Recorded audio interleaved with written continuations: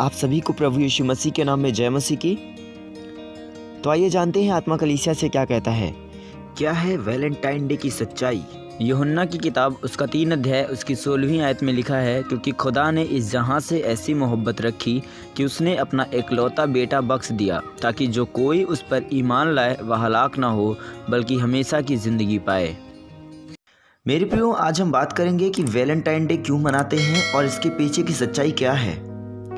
तो मेरे प्रियो, मैं आपको बता दूं कि वैलेंटाइन एक व्यक्ति का नाम था और उस व्यक्ति के नाम पर वैलेंटाइन डे मनाया जाता है।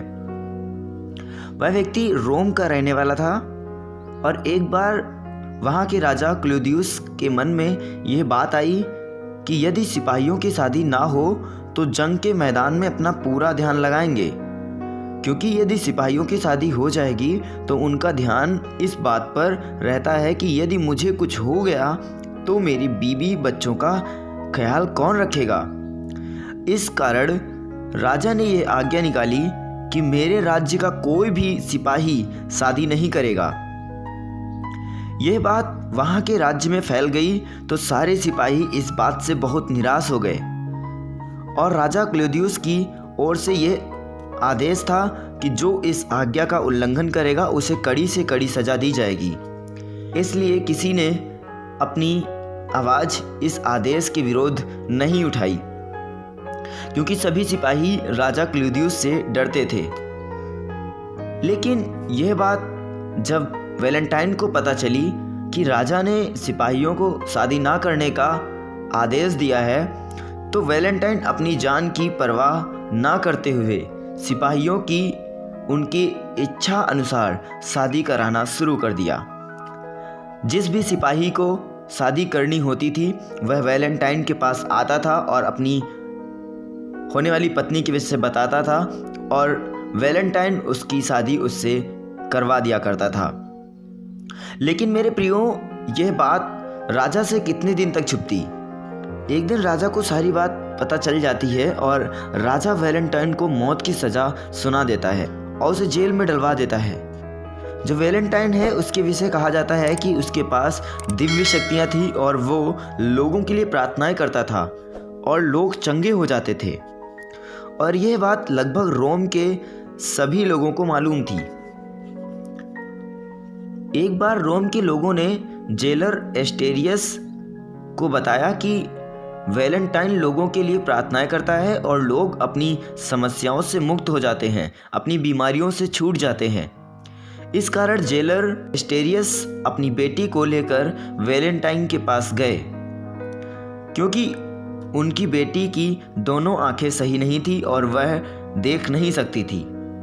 जब एस्टेरियस ने वैलेंटाइन को उसकी समस्या बताई तो वैलेंटाइन ने परमेश्वर से प्रार्थना करी और उसकी बेटी की दोनों आंखें ठीक हो गईं। और कहा जाता है कि एस्टेरियस की बेटी और वैलेंटाइन में गहरी दोस्ती हो गई। वो दोस्ती कब प्यार में बदल गई ये पता ही नहीं चला, पर एस्टेरियस की बेटी को वैलेंटाइन की मौत को सोचकर उसको गहरा सदमा लगा। आखिर वह दिन आ ही गया। 14 फरवरी सन 269, जिस दिन वैलेंटाइन को फांसी देनी थी। और वैलेंटाइन ने एस्टेरियस से एक कलम और कागज लेकर उसमें कुछ प्यार की बातें लिख दिया और कागज के अंत में लिखा, तुम्हारा वैलेंटाइन। और तभी से इस प्रेम को पूरी दुनिया में वैलेंटाइन डे के नाम से जाना जाता है। मेरे प्रियो, क्या आपको पता है कि वैलेंटाइन कौन थे? मेरे प्रियो, वह कोई और नहीं, वो भी एक प्रभु के दास थे जिनको संत वैलेंटाइन के नाम से भी जाना जाता है। मेरे प्रियो, ये तो एक प्रभु के दास थे जिन्होंने लोगों के प्यार को समझा और एक दूसरे को मिलवाया। पर मेरे प्रियो, प्रभु यीशु मसीह ने इस संपूर्ण मानव जाति के लिए अपने प्राण को त्याग दिया। जो बात है वह यह है कि आदम और हव्वा ने पाप किया और परमेश्वर से दूर हो गए, क्योंकि पाप और पवित्रता दोनों एक साथ नहीं रह सकते।